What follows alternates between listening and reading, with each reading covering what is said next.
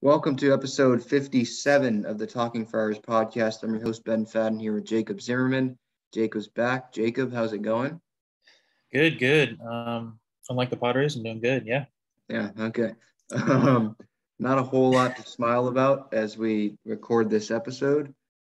Just coming off of recording here on Sunday night, just after the Padres got swept by the Los Angeles Dodgers. This is the second straight series against the Dodgers that they've been swept in. One was at Petco, another at Dodger Stadium. And there really wasn't a scenario, at least in my mind, where the Padres could have done worse or, a worse scenario outcome could have occurred than what happened this weekend, considering their record, their standing in the wild card, the fact that they're playing playoff teams the rest of the way, the fact that they already hadn't been playing well, and now you compound that, and now you have Tatis playing shortstop, when at the beginning of this series, you're like, no, why is he playing shortstop? He shouldn't be playing shortstop the rest of the season. But then circumstances happen that kind of force that. So we'll get into that right now. A little Dodgers, obviously the Dodgers recap, Giants preview a little bit, and then kind of talk about if our opinion has changed at all about the Padres making the playoffs and the percent chance that they have of making the playoffs. They're standing in that wild card race. A lot happened in the series, but none really went the Padres' way. Game one, we can start there on Friday. Dodgers win 3-0. Padres get shut out in the second time they were shut out in a 3-game span. Obviously, they were shut out the first game of the series against the Angels. Then they were shut out on Friday. This was the start of a 10-game road trip. So getting shut out by the Dodgers when you knew you were going to be facing Buehler and Scherzer the next two nights was obviously not a scenario that you wanted to have happen. Hosmer was not in the lineup. Profar was at first. Muncy hit the big two-run homer to right center, which was absolutely crushed. Yeah. That's all the Dodgers needed, obviously. Taylor did have a sac fly to left that made it 3-0. Can we talk about that sac fly real quick? I mean, just on Will Myers, I saw like all over Twitter when Will Myers, they were talking about how he didn't get a run. What is there to talk about, though? That's how, like, Mud was talking about it during the broadcast. He was talking about how Will was flat-footed, and people that are talking about that, they don't watch the games then. This is what he's done his entire career. That's just how he fields fly balls. You might have seen videos in the past where he's had some little, charging in a little bit, but that's just how he is. He doesn't catch with two hands. He catches flat-footed, and he doesn't have a great arm, especially when it's flat-footed. So it's not a surprise. I don't understand why. I mean, you can get mad about it, kind of like how I was frustrated, but the talk about it didn't make sense. He's been doing it his entire Padre career. Yeah, it's just, I guess it's a little frustrating. It looks like he's not having any effort on it, Like it looks. I know he's probably more comfortable like that, but it just looks like he's not trying half the time. You see a lot of people try to get that run up on it, so you can hit a crow hop and get all your max power into that throw. Grisham does that too. Grisham. Grisham, he runs in on the ball. That's what I'm trying to say. He runs in on the ball, but he just doesn't have much on it either. It ends up on the pitcher's mound and then bounces in. I think we saw that, Saturday. So that's just the way it is. At the end of the day, it's just he doesn't have a Tatis arm. No one does. It didn't matter that they scored anyway because we didn't end up scoring at all. I just wanted to point that out because I saw a lot of people saying stuff on that on Twitter, and obviously Mud was talking about it during the broadcast. Yeah, can't win when you don't score any runs. So at the end of the day, that doesn't really matter. Yeah. Musgrove started this game. 6 innings, 3 earned runs, 4 hits, 5 walks, 7 strikeouts, gave the homer to Muncy, 106 pitches. This was not one of Musgrove's, best starts of the year. 5 walks, that's definitely not what you want to do. Yeah. Too many. He's admitted that too. He admitted that too.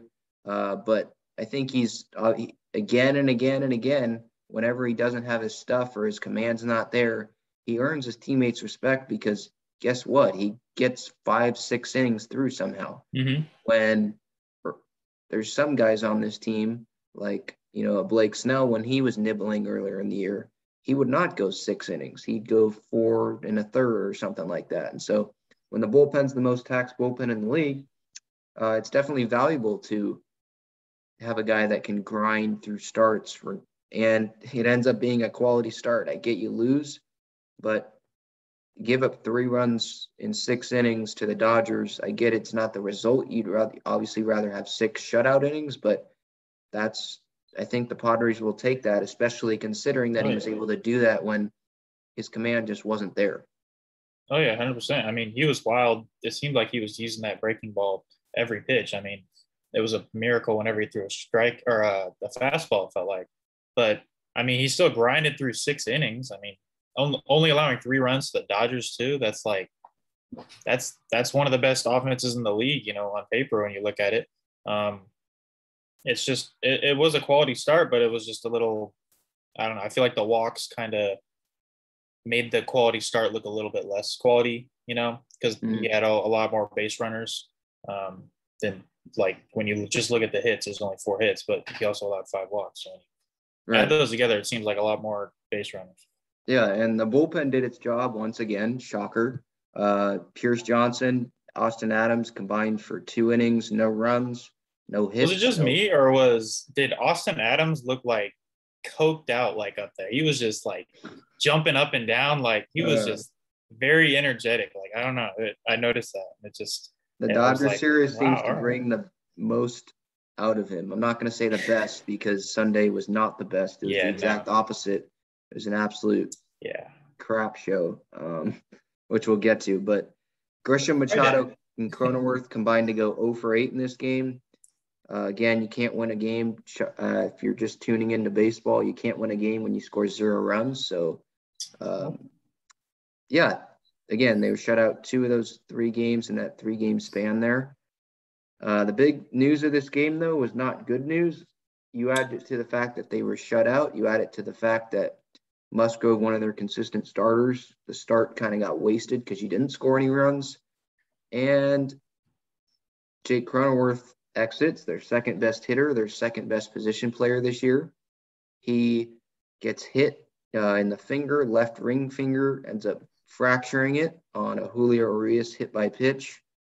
Fastball. He was he threw a lot of pitches inside this game too, and it was kind of like. Yeah, but we can't complain. We can't complain because we have Austin Adams on our team, so we can't complain about that. That's true. Yeah, that's the thing that sucks. You can't say throwing a lot of inside pitches. We have that pitch too when our guys hitting 23 guys in one season as a reliever. Yeah. So, all right. But this loss, man, Jake Cronenworth, arguably the most consistent hitter on the team. He's in the lineup every day. He was the big reason why the Padres were willing to have Tatis play the outfield to minimize his risk of hurting that shoulder again, because they had a Gold Glove caliber shortstop there, who was their 2-hitter, right? I think he hit 2 on Friday. No, 3. I think 3. 3. All-star second baseman. You literally cannot. You can't really put into words how valuable he is to this team. He obviously had the big walk-off homer against the Astros last weekend, which feels like 2 months ago because of how bad the teams played. But, yeah, this is a big loss. Jay Stingler said after the game that it was obviously a fracture.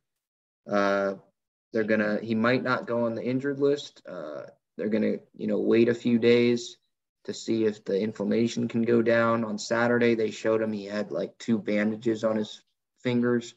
And kind of stretching it out. So that wasn't great, but it looked like, after the game and in the days after, in the rest of the series this weekend, the training staff expected, the inflammation, the soreness. So I can't really say that that's bad news. It was kind of expected. I would expect him, maybe he comes back the St. Louis series, best case scenario. I wouldn't expect him to come back in San Francisco. But this is a big loss because now you lose your, let's just say 2-hitter because it was Grisham, or 3-hitter. three-hitter. Let's say three-hitter, which makes it worse because it was Grisham, Tatis, Cronenworth, Manny, and then the rest, which is literally what it was because the rest is not good right now at all. No, not at all. But to lose the three-hitter, to lose the starting shortstop, which now means that you're batting Tommy Pham and Will Myers now every day, and obviously one of them usually is cold. That means that you're getting worse defense in left field because that means Pham's playing left field, and while he robbed a homer on Sunday, he's just not a great defensive outfielder. That means that, Grisham, I like Grisham playing every day, but obviously the Padres didn't because they were platooning him before Cronenworth went down. And obviously the biggest one, Tatis is now at shortstop. While that might be a positive to many Padre fans I saw on Twitter, to me that's more of a negative than a positive because the Padres, Tatis needs to stay healthy for the Padres to have a chance of making the postseason. And let's face it, he has a smaller percent chance of staying healthy at shortstop than he does in right field. Yes, he banged into a wall this week? Yes. And it looks like he is playing, he's playing better, like his state of mind, his IQ. There was balls this weekend where there were balls hit up the middle that he would have definitely dove for that he didn't even try to dive or even go down and make the play, which was kind of frustrating. But then when you realize it's like, oh yeah, he's hurt, or he's been hurt with that shoulder. Yeah. But so I think it's obviously definitely a negative to lose Cronenworth because of the ripple effects it has. It makes the lineup obviously thinner because now opposing pitchers are probably only afraid of Grisham, Tatis, Machado, and then who? I mean, you're gonna then you have Hosmer, Frazier, Nola, Pham. Yikes. Yeah, that's the lineup. There's not much power there. There's a lot of strikeout there. Yeah, go ahead. Say your thoughts on the Cronenworth thing. It definitely sucks. Sucks is an understatement, it feels like. I mean, that's an all-star second baseman, maybe even arguably the top second baseman in the National League, maybe behind Ozzie Albies, but it's a huge blow, especially in the midst of the playoff push, when you're battling for that second wild card, and it's just like you start to lose a little bit of hope, considering that that guy is basically seems like half your offense behind him and Tatis almost, you feel. But I forgot to mention this too. Hang on, you can keep going, but I forgot to mention this. When Tatis was out, right? It's like, oh, our MVP's out. To me, this feels pretty dang close to that same feeling. Yeah, in a way, yeah. I mean, he feels like he has the same impact almost half the time. I mean, he's making walk-off plays. He's making plays in the field, even, a Gold Glover almost in the infield where he's making these plays that keep us, in the game. You think back to the couple times, even against the Dodgers, he had that double play where he ate it up and then gave it to Tatis, turned that huge double play. I mean, it feels like ages ago, but it's just a huge blow. I mean, there's nothing really much to say about it other than hopefully he can get back in time to where we're, maybe still in a spot to compete for that second wild card spot. But I don't know. It's a big blow, and it's something that takes a little bit of hope out of Padre fans, I feel. Yeah, because now everyday second base is Adam Frazier, and he hasn't been the same guy offensively that he was with the Pirates, and that definitely sucks. Yeah. I also feel like we haven't really played Frazier a lot to where we could, realize that he hasn't had that much of an impact. I feel like he needs to play a little bit more. It's just kind of my opinion. I know a lot of people are saying that, he obviously hasn't been the same as he was in Pittsburgh, but I mean, he had 2 hits Friday.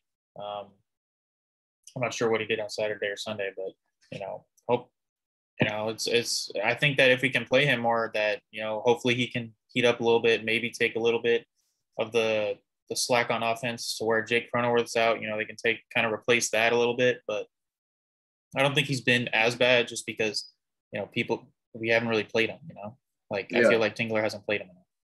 Yeah. I mean, so yeah, that argument definitely makes sense. He's had less opportunities to get more hits. Exactly. Yeah. So he should have that opportunity now.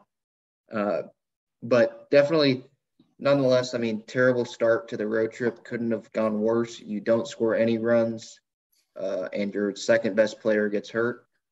So yeah, that definitely sucked. Moving to Saturday's game, again, another loss. They finally score runs here. They scored 4 of them. But, it was still a loss. So that's at the end of the day, it's not July anymore where we can say, oh, we scored 4 runs against the Dodgers. No, it doesn't matter because you lost the game. Tatis returned to shortstop for the first time since July 30th, which was his last subluxation, where it was base running, and he made an ill-fated decision on a ball that was right near third base. And he was over-aggressive and wanted to get in there and ends up paying for it. Tingler said pregame that Tatis's shoulder looked the best, or it was in the best shape that it was all season. So that made me feel a little bit better. I know a lot of people were on the put Tatis back at Cronenworth or at shortstop crowd. I wasn't really one of them. No, obviously, until now, right? You got to win games, and Ha-Seong Kim just isn't as great offensively compared to Will Myers or Tommy Pham, which is who you have to compare him to, not Tatis, because Tatis would have been in the lineup regardless. But if Cronenworth was healthy, Kim wouldn't be playing, and Pham and Myers wouldn't be playing. It would be one of them usually. But Tatis returned. He homered in his first game at shortstop, which was not a surprise because he seems to always do that when he returns from something at shortstop. His second home run off Walker Buehler this year in a return game to shortstop. This was different circumstances because he'd already been playing. It wasn't really a return, but he went back to his position. People, are saying, I wrote about this on Gaslamp Ball a little bit this weekend, and people are talking about with the argument about, oh, Tatis at shortstop, he's going to feel more comfortable and he's going to hit better at the plate. The position doesn't matter. It doesn't make any sense. Yeah. People that say that have never played, they've never stood in a batter's box before. It doesn't matter. Once you're hitting, it does not matter what position you're playing. Your mindset doesn't change based on your position. You're trying to hit the ball against the pitcher. Yeah. When the ball's in midair for that 0.5 seconds, you're not thinking, oh, dang it, I'm in right field today instead of shortstop. That's not the way it works. So, that argument's the dumbest argument ever. It was just Tatis is a great player, and he ended up homering for his 38th home run of the year. And that's the end of it. There's no reasoning behind it. He just hit a mistake by Buehler, and that's that. Paddock pitched this game. I thought he pitched pretty well. He gave up those 4 earned runs. He pitched well up until obviously the Buehler walk. That's what killed him. That's what ended this game and decided this game. You have 2 outs in the inning. In the 5th inning, you're facing a pitcher. You're supposed to get that guy out, and to walk him, and not to mention walk him on 4 pitches, is completely unexcusable. Ben Fritz went out to the mound, I believe, in the middle of the at-bat. That didn't do anything.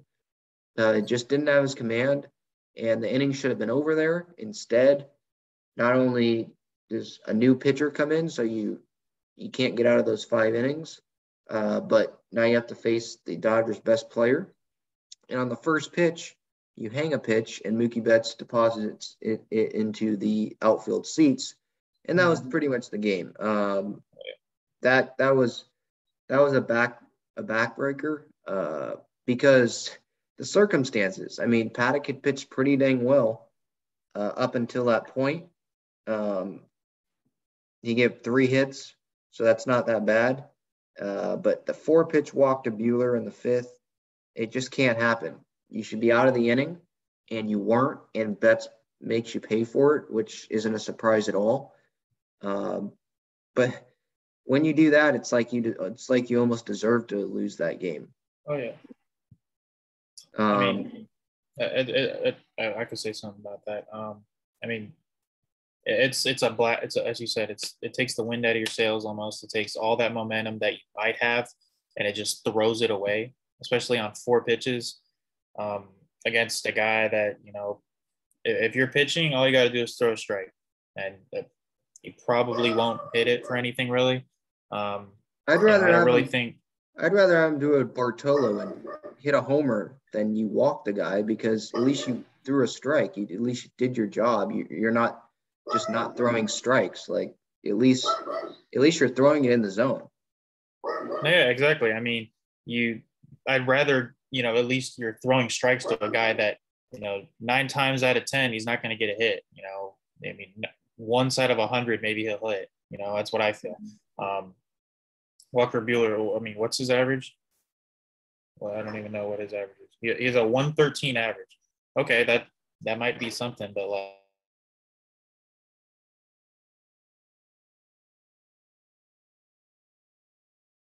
yeah, it was bad. Yeah, that's really all I got to say about it. So. Yeah. Let's see. Gavin Lux had an RBI double to left. Betts had a sac fly that made it 2-0 in the third. Nando hit the homer, his 8th home run off the Dodgers this year, most by any Padres player that they've ever had in a single season off the Dodgers in franchise history. He had 5 in that one weekend. Paddock, 96 pitches, 4 2/3 innings. Again, those 4 runs, 2 walks, 3 hits, 4 strikeouts.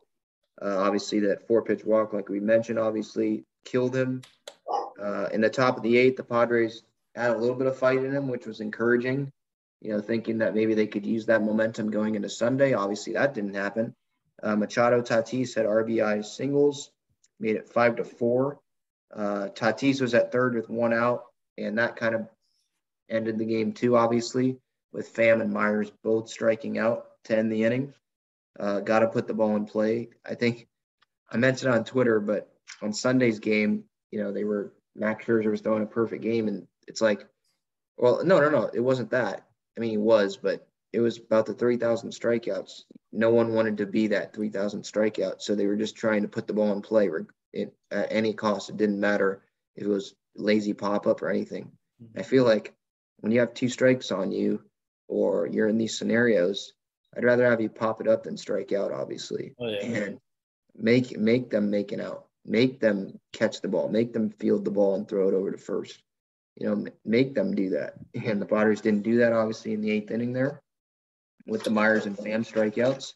So Padres lose it 5-4, drop to 74 and 67. Those are the only runs, those 4 runs. Those are the only runs the Padres would score in the series. As we move to Sunday's game, they got shut out again on Sunday. We got this one game. Yeah, and it was Eric Hosmer who. How ironic that was. Yeah, 8-0. The Padres lose. That was their third game in the last 5 that they'd been shut out. One of those was against the Angels, who are a non-contending team. They dropped to 74 and 68, tied for the second wild card, which we'll get to after we kind of react to this game. This was the worst game of the series. It could not have gone any worse. Honestly, this might be a contender for worst of the year, besides getting no hit. Yeah. I would say this might be one of those, yeah. Yeah, because no one got hurt in the no-hitter. Yeah, that's true. Yeah, your ace didn't get hit or hurt in the no-hitter. 8-0. It all started off really, really crappy. 11 pitches in, Blake Snell exited the game after hurting what looked like his groin. It ended up being his groin, left adductor tightness. He's day-to-day is what Tingler said after the game. He hurt it on the 10th pitch, but he tried to push through that on the next pitch on a breaking ball. And immediately after that 11th pitch, he signaled to the dugout that he was done. And what a blow that was to start the game. I mean, You're already on the verge of getting swept. You got shut out on Friday. You lose your all-star. You Then you see lose Nabil Saturday. Christmas come in. You lose Saturday. And then now you have to face Max Scherzer, who's going to be the Cy Young winner if he keeps this up. And, and your ace, the guy who literally the last month, he's been rock solid. He's literally, when he's on the mound, you're confident that the Padres have a chance to win the game. Mm-hmm. There's no 7-run outings anymore against the A's like you had earlier in the year. Yeah. He's been 2018 version of Blake Snell. He's been Game 6 2020 World Series version of Blake Snell. And he's day-to-day, but I don't know the groin injury history of pitchers, but it would be hard for me to imagine that he doesn't miss his next start. But it is 5 days away against St. Louis, so it's not like, it's a couple days away. So that's the good news, I guess. So I am still holding out hope that he will make that start against St. Louis, because supposedly he's dealt with this a little bit in the past. But I wouldn't hold my breath that he's going to make the start against St. Louis at Busch Stadium next weekend. But, man, what a blow. During the game, obviously, everyone was like, oh, no, he might be out for, a few starts. He might be out for the year. Now it's September now. So it's definitely good news that he said day-to-day. Now, is that Padres PR and Jace Tingler just trying to not have everyone flip out? Maybe, but probably, yeah. because Blake Snell, he was walking really gingerly off the mound, and he had to, put his hands on his knees a little bit before going back, walking to the walking to the dugout. So it's not like he just stopped it and then walked to the dugout. Like you could see he was definitely in pain. And it's definitely, I get Jake Arrieta. He's pitched okay. He's pitched better than probably most of us would have thought in his 2 starts with the Padres. But it's easy to say that we'd rather have Blake Snell, who had back-to-back starts where he was carrying a no-hitter into the 7th inning. He gave up 1 run to the Dodgers at Petco Park earlier in the year, or earlier, at the end of August, where he should have shut them out, but Tingler left him in on the Will Smith homer. He went a stretch of 17 straight innings without giving up a hit. I mean, this guy has been nails. He's been everything the Padres wanted him to be, and you just wished it would have happened the whole season, but this is definitely a gut punch. Yeah, I mean, we said earlier in the year we wanted him to be that second ace behind Yu Darvish, and I mean now seems like he was the second ace behind Joe Musgrove. The first ace. Oh yeah, I mean last month he was the best pitcher. Yeah, he's been our guy lately. He's been that, as you said, he's been nails. He's been rock solid. I mean, and just to have this happen, you're hopeful you can maybe steal one on a Sunday game. I know it's against Max Scherzer and the offense isn't doing that good, and you don't have Cronenworth, but you're still a little hopeful. As a Padre fan, you're always hopeful, you feel. And then you just see 10 pitches in, something happens, and then 11 pitches in, he's done. And then Nabil Christmas comes in, the guy that, they like to have in blowouts where he eats innings when a starting pitcher can't go that long. And that's kind of just like, to me, that kind of felt like you're waving the white flag. Because, I mean, Nabil Christmas, with all respect, I don't feel confident with him on the mound. Who else are you going to go to? I mean, you're not going to go anyone else because you need someone to eat innings, and Nabil Christmas does that, and he does that. To all his credit, he does that effectively. As a bullpen guy, he does that effectively. I mean, he did go what, 2 1/3? Yeah, 2 1/3 innings, only about 2 hits. I mean, struck out 2, so that's good. He was good. It wasn't the reason we lost. The reason we lost, I think, is a combination of Emilio Pagan again and our offense, especially our offense. I mean, that was the reason we lost. But going back to that Snell comment, I mean, it's another huge blow. You lose Jake Cronenworth in the first game, you lose your ace in the third game. It feels like everything's going wrong, and I don't know. I don't know what's going to happen, but hopefully he's only day to day like they say he is, and he can hopefully get out there in that second or in that in his next start. Yeah, everything pretty much went wrong in this series, and it kept going downhill on Sunday. Scherzer got his 3,000th strikeout to Eric Hosmer in the 5th inning. Corey Seager and Mookie Betts hit solo homers, made it 2-0. Justin Turner and a 3-run homer in the 7th off of Emilio Pagan made it 6-0. Max Muncy did drive in another run that made it 3-0, by the way, before the Turner homer. Padres' first base runner came in the 8th inning on that Hosmer double. You're not going to win games. I'm sorry. You're not going to win games when you're not scoring runs at all, actually. You're not getting base runners. You're not going to win games when you have one runner in scoring position the entire game. You have one hit the entire game. Was it one base runner the entire game? Yeah, we had one person get on base, and that was Eric Hosmer because he had a perfect game. He didn't even have just a no-hitter. It was a perfect game going through 8 innings. And that, or was it 7 or was it 8? I think it was 7 1/3. It was 7 1/3. Okay, yeah. But he went 8 innings. Yeah, okay. Yeah, and then Emilio Pagan, oh my God. He just keeps. I don't know what we're going to do with that guy, man. He has been awful lately. I mean, he started off great. He started off being one of our guys in the bullpen. You know, he was that guy that from last year we thought he could be, you know, that guy before Pomeranz in the 8th.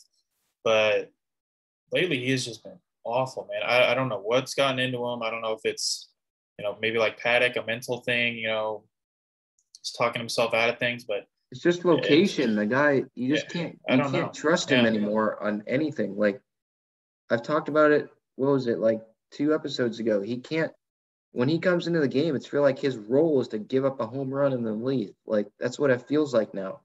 And was he good? You know, the first half of the year, yeah. The whole, you know, bullpen was good. It felt like everything was, you know, going right. Mm-hmm. And that hasn't happened. He hasn't produced that same level of pitching the last, since that Nationals game start, the second ceremonial second half of the year in Washington, that series with the gunshots. I mean, he just has not been the same, and I feel like it's location. I feel like it's his fastball is just not effective anymore, really. Seems like that's the common denominator. But yeah, he and then Austin Adams, those are the 2 guys that you kind of relied on this year, you know, when things were going well. And Austin Adams had his worst appearance of the year. Maybe he wanted to set the record and, you know, wanted to be in the history books because that's the worst I've seen a single inning, you know. That one inning with the Angels where they walked 3 guys with the bases loaded in a row, that's pretty bad. But, yeah, Austin Adams, dude, Padres inning, I'll say, then he literally, I don't know what was wrong. I mean, his slider, okay, if your slider's not breaking, stop throwing it. I get that's the only pitch he really has, but okay, throw a strike. He hit 3 batters. He hit he hit one guy, which tied the expansion era record since 1969 for the most hit batters in a single season. Then he hit Gavin Lux to hold the record. Then he hit Mookie Betts. Hey, he was trying to get a record. He wanted to be the sole record of the whole. Yeah, and now he's up by 2. Yeah, he's definitely the sole record. So he now has hit the most batters in a single season in the expansion era, and he's a reliever. It's not like he's pitching 6 innings every appearance. He's a reliever. And he's pitching one. Sometimes he's only pitching against one batter too. Yeah, and he's hitting these. We still have 2.5 weeks left in the season, so he's probably going to be at 25 by the end of the year is done. Honestly, let's push for 30. That's what I'm feeling. Let's push 30. Let's not. I mean, geez, Louise. He was really, really bad. I guess if you're going to be bad, you do it today because the offense didn't score any runs, so the game is over. Don't do that against San Francisco and St. Louis. But man, Pagan and Adams, it was them. I mean, Pomeranz hasn't stayed healthy. He's obviously not healthy anymore. No, but you think of, the 4 guys they were relying on, right? It was Melanson, It was Adams, it was Pagan, and it was Stammen. Hill you could throw in there, but he's a specialty guy, really. And now 2 of those 4, you can't rely on them. And, Melanson, he's not going to get in the game. I can wait, but I can't wait to see how many appearances Melanson has in the last month of the season. It's like he's not going to pitch because they don't have a lead. It's like, it's so frustrating. And then when he does pitch, like against the Angels this week, he's pitching in a game he should not have been even pitching in. You're up 8-0, and then now it's 8-5, and so you do have to come in. That's the problem. It's like nothing is going right. When starting pitching felt like it was going right, the bullpen wasn't great, and now there's another injury in the rotation. Pagan and Adams aren't pitching well. The lineup can't score any runs. They get shut out in 3 of the last 5 games, and it's mind-boggling. They're still tied for the second wild card. I mean, how bad do the Reds have to play? I mean, we're like, getting all mad. We're getting all mad over here about how bad the Padres are playing. The Reds are being gifted the wild card, and we're still tied. We're like being doom and gloom here because obviously we have to be when our all-star infielder's out. Our ace just got a groin injury. We just got swept. So we do kind of have to be doom and gloom, but the Reds, we're still in a playoff spot right now. Which is crazy, by the way. Yeah. The Cardinals won the series against the Reds, so that's bad news because the Cardinals now are a game back of us for the second wild card, and they could pass us this weekend, which is going to be a huge series to win. But it is just mind-boggling. 74-68 now. They're only 6 games over 500. The Padres are, and they're still 1 game up on the Cardinals. They're still tied for a playoff spot. Yes, the Dodgers are 15 games up on the second wild card guy. But man, it's like everything's going wrong, but it's like, wow, the baseball gods are at least still giving us a playoff spot right now, regardless of how low. It has to be at below 30% still, huh? The playoff percentage of chance that they have reaching the playoffs.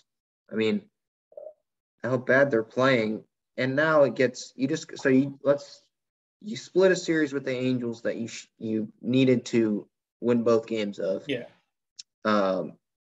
You get swept by the Dodgers, which was expected. If you told me that, I mean, I'm not excusing the offense of getting shut out in 2 of the 3 games. But it was expected. It's still disappointing that they got swept, but it was expected. If you told me, now Sunday night, going into the series, that you're going to lose Jake Cronenworth, you're going to lose Blake Snell in the first inning that you're facing Max Scherzer. So you're going to get shut out in 2 of the 3 games. So it was expected, but nonetheless, you get swept. And then now you have to go play the Giants, who are the best team in baseball, arguably. For 4 games, not even 3, 4 on the road. And then you have to go play the Cardinals, who are now looking like they're going to take the second wild card away this week. They play the Mets for 3 games in New York. So, wow. I just have to be fortunate. I don't know about you, but right now you just have to be fortunate that they're still in a playoff spot, really. I mean, yeah, you obviously that you always got to be hopeful and fortunate. I mean, it's a miracle. I mean, it's a September baseball miracle that we're even remotely close to this wild card spot still, having the way we played, losing the games we've lost. I mean, the Reds are getting handed this wild card on a silver platter, and they're just not taking it. I mean, but it doesn't get any easier for the Padres. I mean, especially, when the Reds are playing, I think the Pirates, three more series against the Pirates or something like that. They're going to have to beat these teams if they want to have a chance. And I mean, I don't know. You're fortunate, right? But you also got to look at it and see, we're going to play the Giants. We're going to play the Dodgers again. We play the Cardinals, who are going to be – I mean, they're not a bad team really either. So, I mean, Playing I'm the losing hope. Braves, who are in first Braves, place. exactly. I mean, we're playing all these playoff teams, all these playoff caliber teams, and we're just, I don't know, man. It's gut wrenching, but It's it's expected because of how they're exactly because of the circumstances, how they've been playing. Yeah. But it's still frustrating because it's September going into the year. You were the We had a class 92% of chance Major to League win the Baseball. division. Yeah.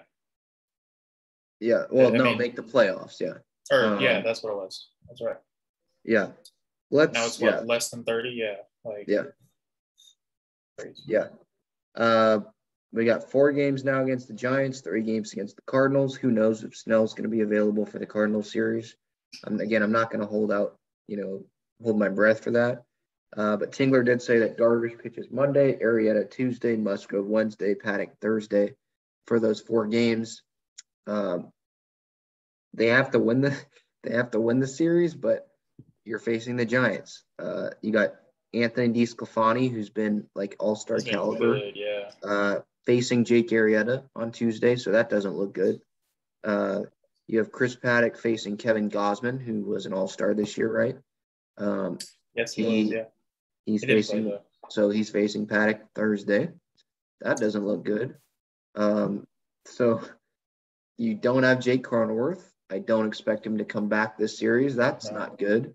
So what positives can we point to here? That Darvish is pitching on Monday. That Musgrove's pitching on Wednesday. Those are the positives, I guess. But, I mean, it's hard to point towards positives when you just got shut out 2 of the last 3 games. You've been shut out 3 of the last 5. You got to score runs at some point. It doesn't matter who's pitching. You have to score runs at some point because if you don't, it doesn't even matter who's pitching. We can send me and you out there because you can't win games. All 8 innings, you don't score runs. So, yeah, you have to win the series, I guess. I mean, look, going into the series, I was talking with John Schaefer on episode 54, I think, 53. And I was saying that we need to go 6-4 on this road trip just because, you expected the Reds to play better than they are with the schedule that they have. And 6-4 is impossible now. Not mathematically, but it is. You start off 0-3. So to go 6-4, you literally have to go 6-1 the rest of the road trip, and that's not happening against the Giants and the Cardinals. You're not playing the Marlins and the Diamondbacks, who, by the way, they probably would have gone 1-5 against because that's just the way how they've been playing against bad teams. So maybe that is a good spot. But then that's kind of like what I said going into this road trip. Hey, they're playing good teams. Maybe they'll play better, rise to the competition like they had at the beginning of the year. Nah, Cronenworth's going to get hurt. Snell's going to get hurt. They're going to get swept. They're going to get shut out in 2 to 3 games. Definitely the opposite of what every Padre fan wanted. That's the positioning. There's not a whole lot more to discuss. Nothing really can get worse though. If you think about it, besides someone else getting hurt, there's nothing really else that can happen, I guess we can look at so the Cardinals are the team that I'm worried about now. The Phillies have kind of choked a little bit. But I'm just looking at I'm trying to see here. The Padres now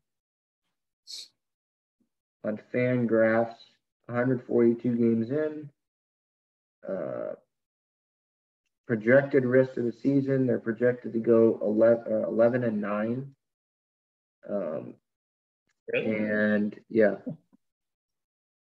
and I'm trying to see where there's playoff odds. Where is it?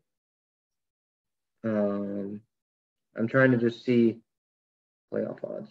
I'm just trying to see how much of a chance the Padres have of making the playoffs now that they just got swept.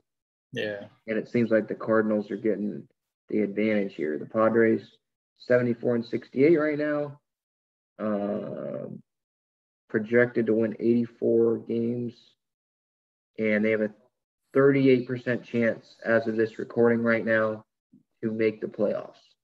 38. I feel like that's generous. That's really high. Generous. Yeah, I thought it would be below 30. That's based on how the Reds are playing. The Reds have a 40%, so they have a lower percent chance than we do, which I don't really get because they're scheduled, but I understand where they could see that because of their standing. The Cardinals only have a 12%. Now they have the third toughest schedule, I believe. We have the first, so their schedule's tough too. So it's not.